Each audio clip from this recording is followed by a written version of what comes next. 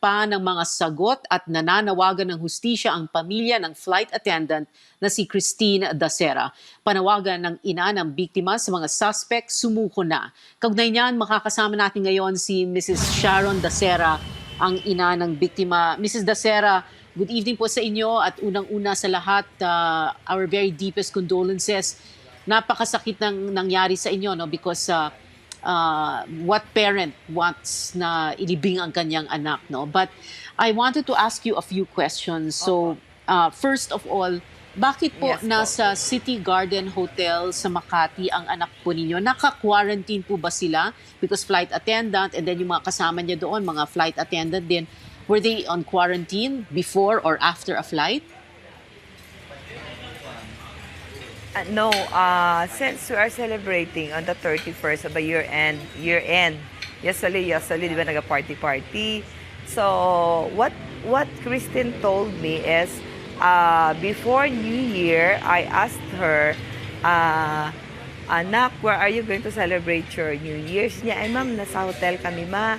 Sabi ko, sino na makasama mo? So, sabi niya, who's with her is, kasama niya din po, flight attendant. So, knowing my daughter and trusting my daughter, since she is alone here in Manila, okay, sabi ko, go ahead anak, basta enjoy basta enjoy ka and ingat ka palagi. That's what I told her. That's why she was there in City Garden Hotel in Makati. Well, of course, the reason why I ask you kung naka-quarantine ba sila is because the hotel is supposed to be a quarantine facility at dapat talaga walang mga party doon. At napakalungkot no nga no, na nangyari na nga ito. So, kilala po ninyo, ma'am, yung mga kasama niya sa party dun sa room 2209.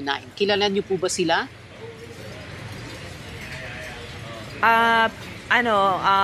In person, hindi ko po na-met yung, hindi ko po kilala, pero nakikita ko palagi, nakasama ng anak ko, the other flight attendant na yun, nung nakita ko na yun pa rin, kaya sabi ko okay lang, kasi sabi ko, nakikita ko naman na kaibigan niya sila ng anak ko at palagi din magkasama yung, yung bading na flight attendant din, nakasabahan niya.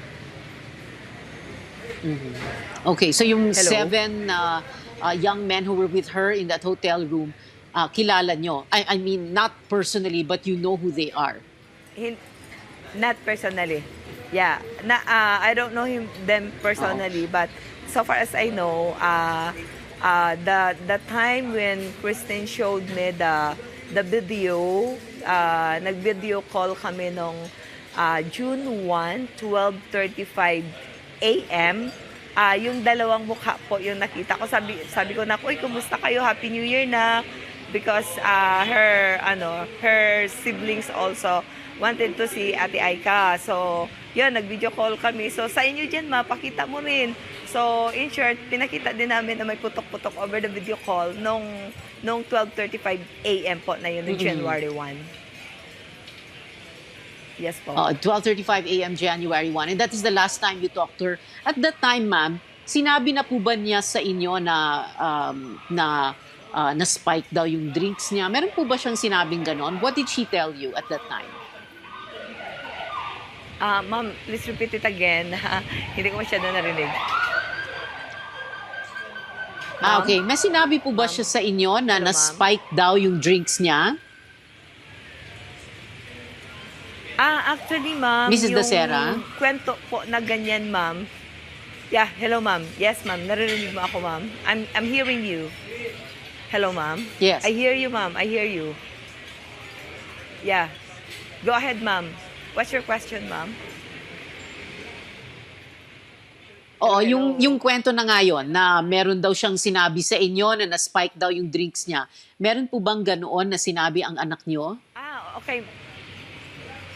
Actually, it's not Kristen already who told me that story, ma'am. It's her fellow flight attendant na kasama doon sa sinampahan po namin ng kaso, ma'am.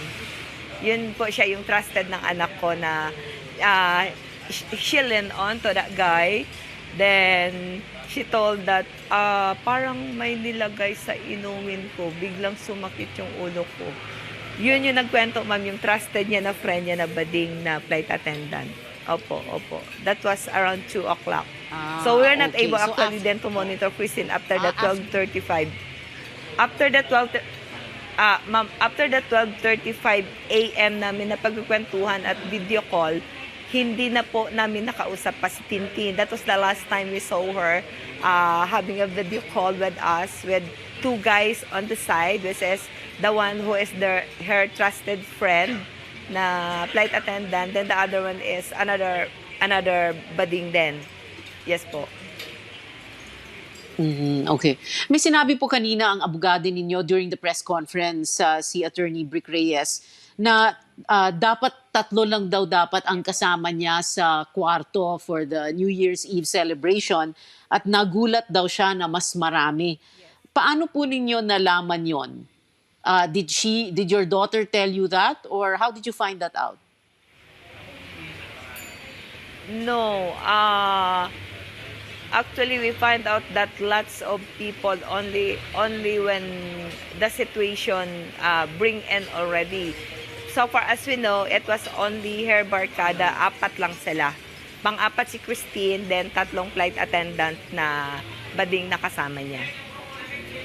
So, I don't know kung ano bang ginawa, ba't nagkaganon. Sabi ng isang abogado po ninyo na hindi daw justified ang kung ano ang inilabas na video ng anak nyo of Aika. Ano yung video na sinasabi po ng abogado? Yung video ba na papasok sila sa kwarto ng hotel? What video is your lawyer referring to? Yeah, the video that my lawyer is telling is about the CCTV footage we had coming from the City Garden Hotel already. Doon namin na-justify na hindi lang pala 4 yung andon sa loob ng room. Mas maraming nandoon sa loob. It might be somebody had invited. So that's what I don't know. That's a big question then. Okay. Also, my final question, ang sabi po ni Attorney Reyes kanina sa press conference, and we quote, no, ang sabi niya, "We think drugs were used on her and she was abused prior to her death. Women victimized by drug pushers." Ano po ang sinasabi ng pamilya nyo? Na yung mga kasama ng anak nyo ay drug pushers? Yun po ba? Because that's what your lawyer said earlier. Since ang anak ko naman po, hindi po yan sanay mag-inom bam. I think the innocence of my daughter, since she really trusted that guy, the bading one, para sa akin naman, ma'am, yung ka-inosentehan ng anak mo, ginamit nila po yun to their advantage.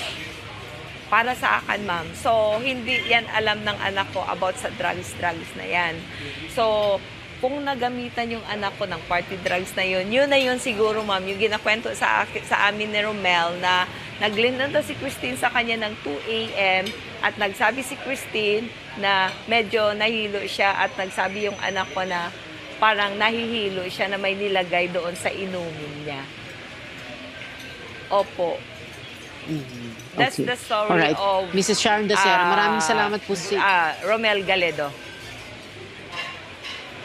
Hello, ma'am. Romel Galindo, yes. Mrs. Sharon Dacera, maraming salamat po sa inyo. And again, our deepest condolences for what happened to your daughter. Thank you, ma'am.